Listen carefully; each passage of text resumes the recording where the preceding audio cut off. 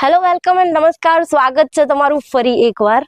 આજે કોઈ વિષયની નહીં પણ વ્યક્તિની વાત કરવાની છે. આજે આપણે મુલાકાત કરવાની છે એક એવા વ્યક્તિ જોડે જે આદિવાસીઓ માટે પોતાનું જીવન સમર્પિત કરી ચૂક્યા છે અને અત્યારે સાયકલ યાત્રા દ્વારા આપણા ગુજરાતમાંથી પસાર થઈ રહ્યા છે.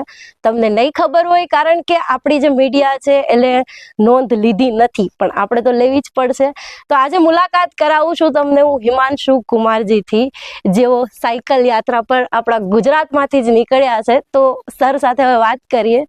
तो सर आपका परिचय दीजिए, और हमने तो आपको बीच में ही पकड़ लिया है, तो आप कहाँ से आए हैं और अब आगे कहाँ तक जाएंगे और क्या है आपकी पूरी जर्नी, क्यों स्टार्ट की थी, मकसद क्या है आपका? जी, मेरा नाम हिमांशु कुमार है। मैं एक सामाजिक मानव अधिकार कार्यकर्ता हूँ और मैंने सारा जीवन आदिवासियों की सेवा करने में गुजारा है।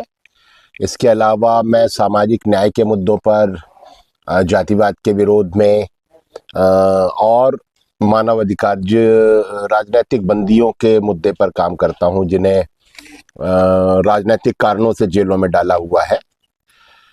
तो इन सभी मुद्दों को लेकर के 2 अक्टूबर महात्मा गांधी की जयंती के दिन राजघाट, जो गांधी समाधि है दिल्ली में, वहाँ से साइकिल यात्रा शुरू की है।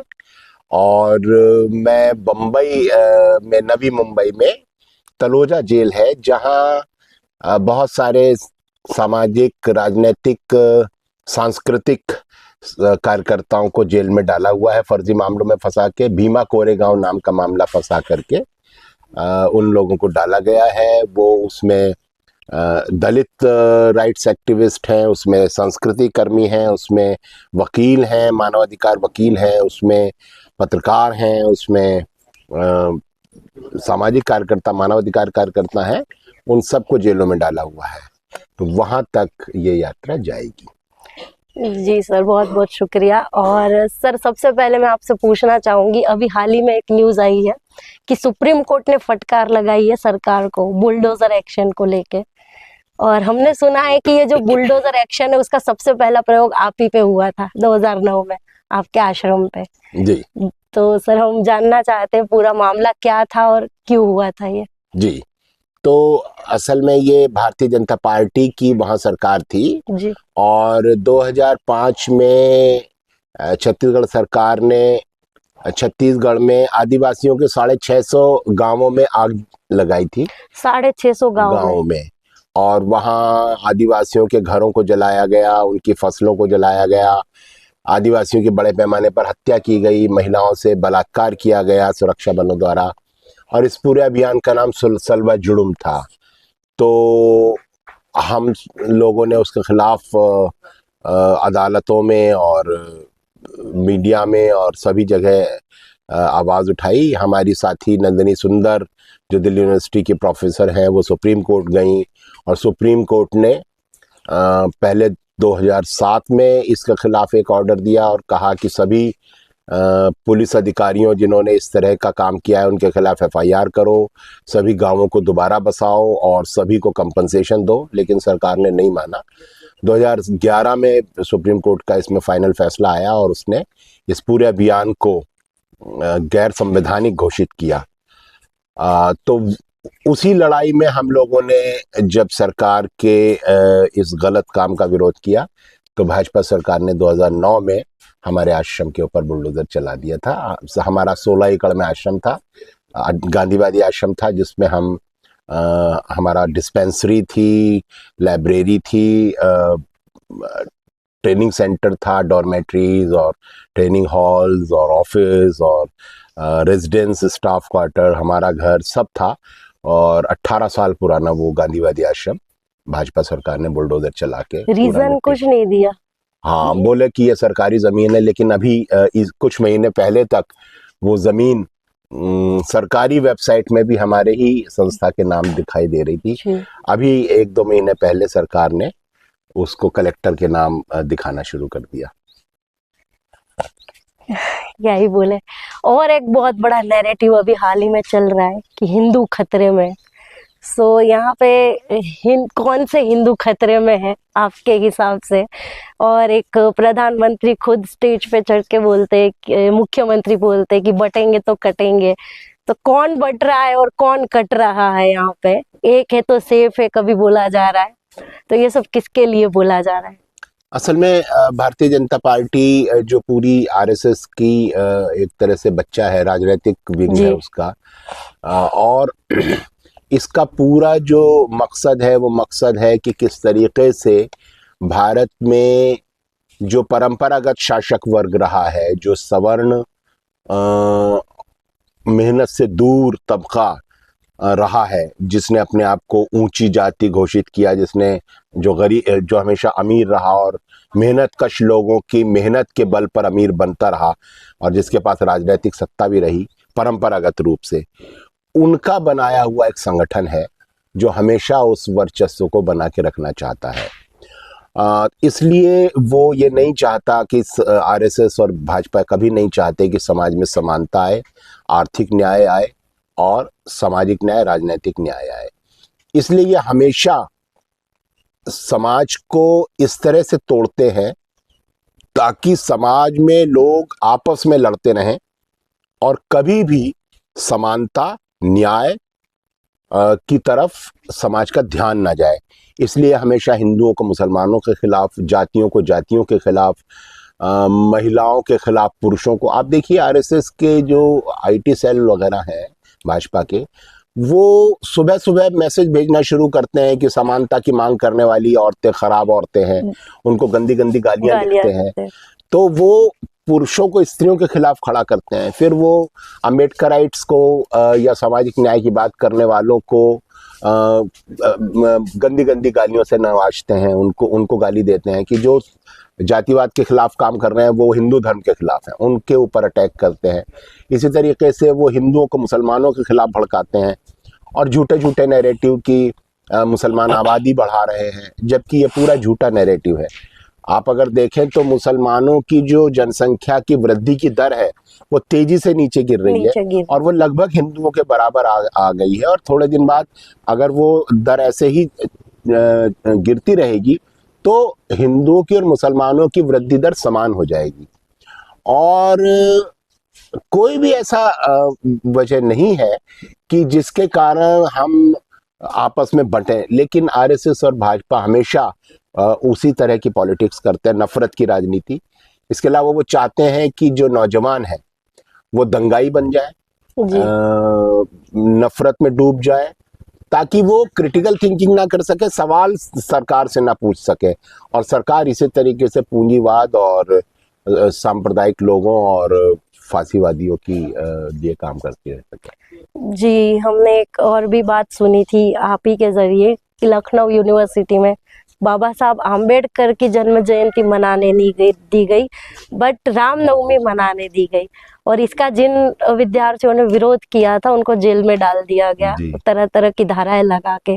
और भी बातें हैं कि कई यूनिवर्सिटी में कई छात्रों पे ऐसी ऐसी धाराएं लगाई है, उनको आजीवन निष्कासित कर दिया गया है कि कहीं पे भी उनको कोई एडमिशन ना मिले, और उसमें से ज्यादातर दलित वर्ग के छात्र है, आदिवासी है। और ये कहते हैं हिंदू खतरे में, तो क्या ये दलित, ये आदिवासी हिंदू नहीं है? इनके लिए कभी कुछ नहीं बोलेंगे? हिंदू खतरे में नहीं है, इनकी पार्टी खतरे में, पार्टी की सत्ता खतरे में है। और ये आपने बिल्कुल सही बात कही है कि जिनको ये हिंदू कहते हैं उस पर ही अटैक करते हैं। अब जैसे जिस समय कोरोना लगा था, आया था, फैला था, उस समय प्रधानमंत्री मोदी ने एक तरफ तो ये कह दिया कि सभी लॉकडाउन है, और दूसरी तरफ बड़े पूंजीपतियों के दबाव में कि ये मजदूर वापस ना चले जाएं अपने घर और हमारे कारखाने ना बंद हो जाएं, उन्होंने ट्रेन्स बंद कर दी। और उसके कारण मजदूरों को 1500 से 2000 किलोमीटर तक पैदल चलना पड़ा, और कितने ही मजदूर उसमें मारे गए। तो क्या वो मजदूर हिंदू नहीं थे? इसी तरीके से किसानों के खिलाफ जब कानून लाए गए और किसानों ने उसका विरोध किया, क्योंकि वो जो कानून थे वो किसानों की जमीनों को कॉरपोरेट के हाथों सौंपने वाले कानून थे। तो जब किसानों ने विरोध किया, 700 किसान मारे गए। 1 साल तक सरकार ने उनकी बात नहीं सुनी, बल्कि मोदी सरकार, जो अपने को हिंदू सरकार कहती है, उसने जमीनों पर कील ठोक दी ताकि किसान आगे ना बढ़ सकें, और उनको तरह तरह से सताया गया। तो क्या वो हिंदू नहीं थे? मजदूरों के अधिकार खत्म कर दिए गए हैं। पहले शिफ्ट 8 घंटे की होती थी, अब 12 घंटे की शिफ्ट है। 12 घंटे में 8 घंटे का पैसा दिया जा रहा है, 12 घंटे काम कराया जा रहा है। न्यूनतम वेतन का नियम लागू नहीं है। तो मजदूर क्या हिंदू नहीं है? महिलाओं के साथ लगातार बलात्कार हुए हैं। उन महिलाओं को उन बलात्कारों में बहुत सारे मामलों में भाजपा के नेता जी। शामिल रहे हैं, और ऐसा भी हुआ है कि भाजपा के नेता बलात्कारी हैं, आरोपी हैं, और जो पीड़ित लड़की है, पीड़ित लड़की को घसीटते हुए ले जाया गया और जेलों में बंद कर दिया है। परिवार के सदस्यों की हत्या कर दी है। वो जो सेंगर वाला मामला था, कुलदीप सिंह सेंगर वाला, जो भाजपा का विधायक था, उस मामले में तो लड़की के परिवार की हत्या कर दी गई जी। पूरे। और चिन्मयानंद वाले मामले में लड़की को ही नंगे पैर घसीटते हुए थाने ले जाया गया था, पीड़ित लड़की को। कितने ही ऐसे मामले हैं। तो क्या ये सब महिलाएं हिंदू नहीं है? ये अभी खिलाड़ियों का भी तो हुआ था। खिलाड़ियों के साथ जिस तरीके का ब्रिजभूषण शरण सिंह ने यौन शोषण किया और उन लड़कियों को सड़कों पर घसीटा गया, वो लड़कियां क्या हिंदू नहीं थी? जी। तो आप एक तरफ तो हिंदुओं को ही पूरा कुचल रहे हैं, उनके अधिकार खत्म कर रहे हैं, उनको गरीबी में धकेल रहे हैं, लूट रहे हैं, और दूसरी तरफ आप हिंदू खतरे में कहते हैं। तो ये बहुत ही धोखेबाजी वाला स्लोगन है, और ये इन सारे गलत कामों की तरफ से ध्यान हटाने की कोशिश है। बिल्कुल, ताकि हिंदू खतरे में बोल दो, ताकि हिंदू पूछे नहीं कि गरीबी क्यों है, महंगाई क्यों है, बेरोजगारी क्यों है, हमारे बच्चों के पास रोजगार क्यों नहीं है। ये सब ध्यान भटकाने के मुद्दे हैं और कुछ नहीं है। खैर, इन्हीं सब के चलते हुए मैं ये पूछूंगी आपसे कि आप इस देश का भविष्य कैसे देख रहे हो, क्योंकि स्कूलों में अब किताबों में से डार्विन थ्योरी निकाल दी गई, गीता रामायण को ऐड किया जा रहा है, क्रिटिकल थिंकिंग से बच्चों को, युवाओं को दूर किया जा रहा है, उन्हें भक्त बनाया जा रहा है ताकि वो एक पक्ष भक्त बन के रहे और एक धर्म की राजनीति के टट्टू पप्पू बन के रह जाए, उसी में क्रिटिकल थिंकिंग ना करे, सही गलत की पहचान ना कर पाए। तो जो ये माहौल है अभी वर्तमान का, उसको देखते हुए भारत का भविष्य क्या नजर आ रहा है? देखिए, भविष्य कभी भी खराब नहीं होता है। भविष्य हमेशा अच्छा होता है, क्योंकि हर दिन नए बच्चे पैदा हो रहे हैं, और उन बच्चों को जिंदगी चाहिए, उन बच्चों को भोजन चाहिए, कपड़ा चाहिए, प्रेम करने लायक माहौल चाहिए। ये लोग तो प्रेम के दुश्मन लोग हैं। अगर कोई हिंदू लड़का या मुस्लिम लड़का, हिंदू लड़की या मुस्लिम लड़की आपस में एक दूसरे से प्रेम कर लें, या एक जाति दूसरी जाति से प्रेम कर ले, तो ये लोग हत्या करवा देते हैं जी। तो ये प्रेम के दुश्मन लोग हैं। ये स्थायित्व शांति के दुश्मन लोग हैं, और नई पीढ़ी को ये सब चाहिए। उसको शांति चाहिए, प्रेम का करने का माहौल चाहिए।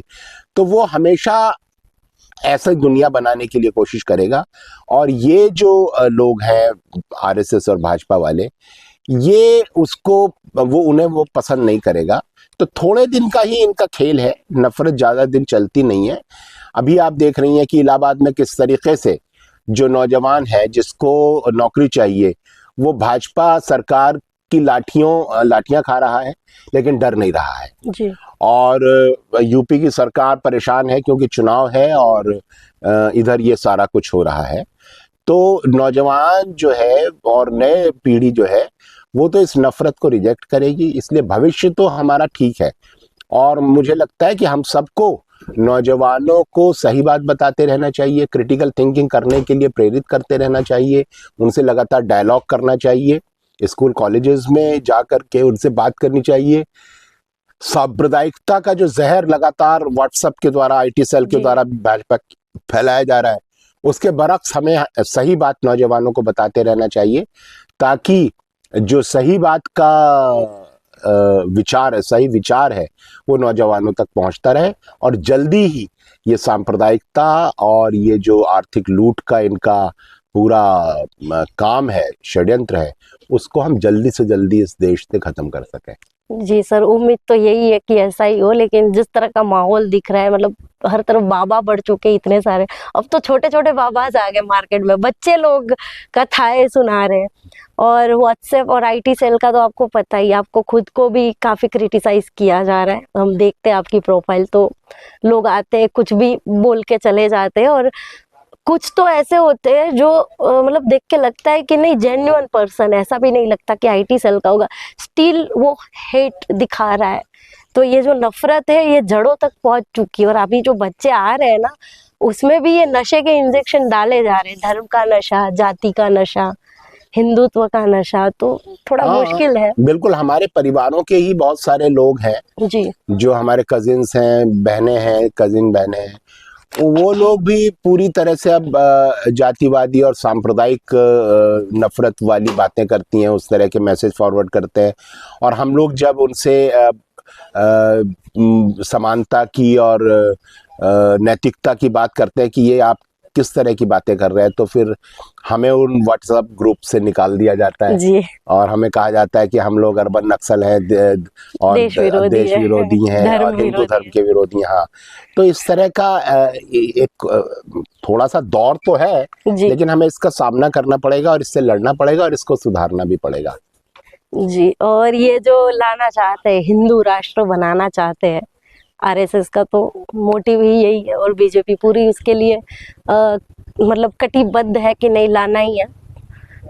तो हमें भी पता है नहीं आएगा, हमारी अगली पीढ़ी इस चीज़ को कभी एक्सेप्ट नहीं करेगी। बाई चांस अगर होता है तो हमें हमारे देश के युवाओं को, महिलाओं को, दलितों को, आदिवासियों को ये भी बताना है कि हिंदू राष्ट्र बन जाएगा तो उसमें आपकी क्या जगह होगी। क्योंकि आप देखते होंगे सोशल मीडिया पे, मैंने देखा है बहुत सारे दलित और आदिवासी भाई लोग स्टेटस डालते हैं कि मैं दलित बाद में हूँ, हिंदू पहले हूँ, तो मुझे हिंदू राष्ट्र तो चाहिए। और जब वो दलित सरनेम लेके कहीं पे मकान लेने जाता है तो उसको मिलता नहीं है। सेम औरत को देख लो, उनको हिंदू कोड बिल में उनको क्या क्या अधिकार मिले वो नहीं पता है, पर आप उनसे संतोषी माता की कथा पूछ लो, वो बता देगी। युवाओं का आपको पता ही है क्या हाल है। मतलब हर रोज वो सुबह उठते हैं और व्हाट्सएप पे आईटी सेल के मैसेज कंज्यूम कर रहे हैं। तो उनको हमें ये बताना है कि ये जो हिंदू राष्ट्र के नशे में आप झूम रहे हो ना, वो अगर बन जाएगा ना तो आपकी क्या जगह होगी उसमें। हिंदू राष्ट्र में औरत की क्या जगह होगी, आदिवासी की, दलित की क्या जगह होगी, मुस्लिम और बाकी माइनॉरिटी को पता नहीं ये लोग रहने भी देंगे या नहीं। तो उस पे आप क्या कहना चाहेंगे सर? आपने बिल्कुल ठीक कहा, हिंदू राष्ट्र तो बिल्कुल संभव ही नहीं है, जी ना वो भारत का संविधान उसको इजाजत देता है।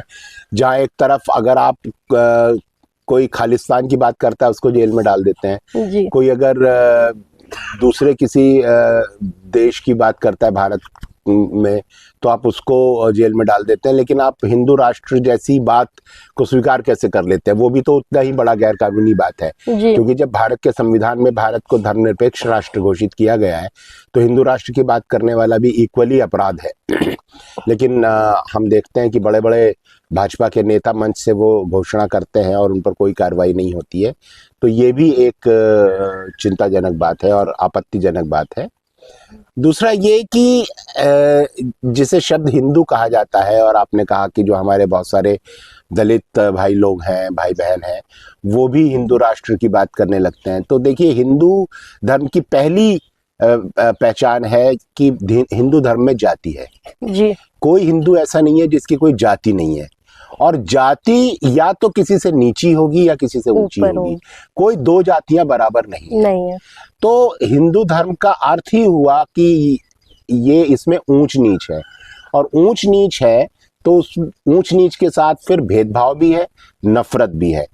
तो जिन दलितों को के साथ भेदभाव किया जा रहा है हिंदू धर्म में, जाति के आधार पर नफरत की जा रही है उनसे, अगर वो उसी को बरकरार रखना चाहते हैं, उसी को बढ़ावा देना चाहते हैं, तो मुझे नहीं लगता कि उनको मालूम भी है कि वो क्या कर रहे हैं। जी वही, वो अपना ही कितना बड़ा नुकसान कर रहे हैं कि इस भेदभाव और जातिवाद को वो बरकरार रखना चाहते हैं, जिसमें उन्हें नीच कहा गया, गरीब रखा गया, उनको आज भी मकान नहीं मिलते हैं कॉलोनीज में किराए पर, प्रॉपर्टी नहीं खरीद सकते वो सवर्णों के बीच में।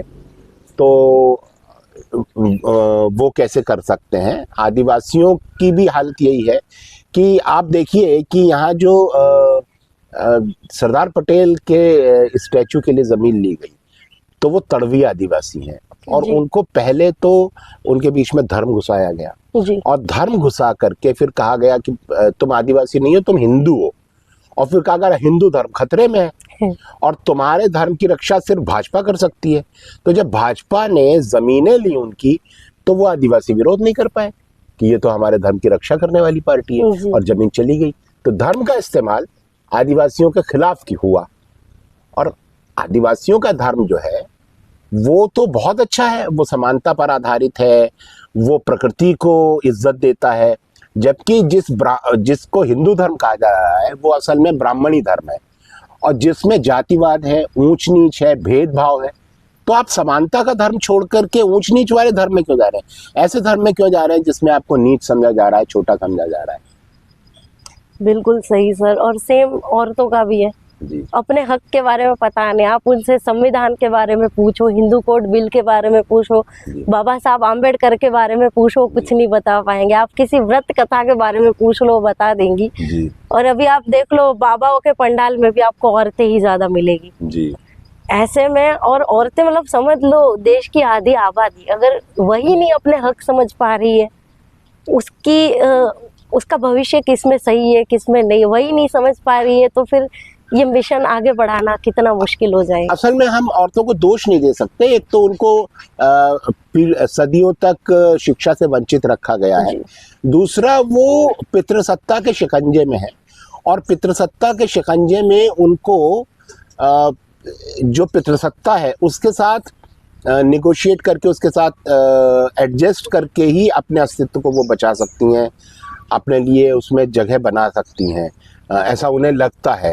उन्हें लगता है कि वो पितृसत्ता से टकरा नहीं सकती, उससे विद्रोह नहीं कर सकती, उसको समाप्त नहीं कर सकती। तो इसलिए वो इस तरह की चीज़ें करती हैं जिससे ऐसा लगता है कि वो पितृसत्ता को ही उल्टे मजबूत बना रही है। जैसे अभी हमने कहा कि दलित भेदभाव वाले धर्म में ही को ही ज़्यादा बढ़ावा दे रहे हैं अनजाने में। इसी तरह महिलाओं की भी स्थिति है। तो जैसे जैसे उनके बीच में हम काम करेंगे ज़्यादा और उनको सही जानकारी देंगे, वैसे वैसे वो पितृसत्ता को समझेंगी। पितृसत्ता से आज़ाद होने की वाले जो संघर्ष है, महिला आंदोलन है भारत में, जो जिसको पितृसत्ता विरोधी आंदोलन कहा जाता है, वो मजबूत होगा, वैसे वैसे महिलाओं की हालत बदलेगी। जी सर। और आखिर में सर, अभी आप गुजरात के दलित भाई बहनों को, आदिवासी भाई बहनों को आपकी तरफ से क्या संदेश देना चाहेंगे सर? मैं ये कहना चाहूंगा कि देखिए, आदिवासियों की तो जमीनें, जल जंगल जमीन खतरे में है जी। इसलिए उनकी पहली जिम्मेदारी है कि वो अपनी जल जंगल जमीन को बचाएं। दलितों की जिम्मेदारी के सामने काम ये है कि वो अपने लिए एक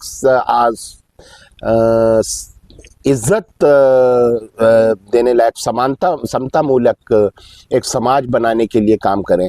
इसके अलावा उनके आरक्षण पर चोट हो रही है। दलितों के, आदिवासियों के, ओबीसी के आरक्षण को लगातार कम किया जा रहा है, ख़त्म किया जा रहा है। नॉट फाउंड सूटेबल कह के उसमें जनरल कास्ट के लोगों को रख दिया जा रहा है और प्राइवेटाइजेशन बढ़ाया जा रहा है और प्राइवेट सेक्टर में रिजर्वेशन नहीं है।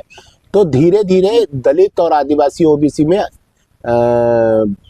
आरक्षण को ख़त्म किया जा रहा है, नौकरियां उनसे छीनी जा रही हैं और मैं मिल रहा हूँ, भयानक बेरोजगारी फैली हुई है इस समय दलित, आदिवासी, ओबीसी में भी। तो एक तरफ तो ये जो हिंदुत्ववादी ताकतें हैं ये फैलाती हैं कि हमारा आरक्षण ये दलित, आदिवासी, ओबीसी खा रहे हैं, और दूसरी तरफ इनके आरक्षण को ख़त्म भी कर रही हैं और इनको कह रही हैं कि हमारा धर्म खतरे में है, तुम लोग लड़ो उसके लिए। तो ये एक बहुत षड्यंत्रकारी स्थिति है। तो उसमें दलित, आदिवासी, ओबीसी को अपना आरक्षण बचाना है, अपनी सामाजिक, आर्थिक, राजनीतिक स्थिति को सुधारना है। धर्म की रक्षा आपका काम नहीं है, आपका काम है कि आप खुद की रक्षा करें। जी बिल्कुल, अपनी रक्षा करें। पहले अपनी रक्षा करें। जितने भी बहुजन समाज के भाई बहन है, दलित समाज के जितने भी भाई बहन है, अपने आरक्षण की रक्षा करें, क्योंकि उसी से आपको शिक्षा का अधिकार मिला है, उसी से आपको बेहतर रोजगार का हक मिला है। अगर वही छिन गया तो फिर मुश्किल हो जाएगी, फिर पिछड़ जाएंगे। तो सर बहुत बहुत शुक्रिया, आपने इतना वक्त दिया sir, thank you so much. बहुत धन्यवाद आपका। જી બિલકુલ। તો આ હતા હિમાંશુ કુમારજી, આપણા આદિવાસી એક્ટિવિસ્ટ। એમની વાતો સાંભળી આપણે, એમણે દલિતોને, આદિવાસીઓને ખૂબ સારો મેસેજ પણ આપ્યો।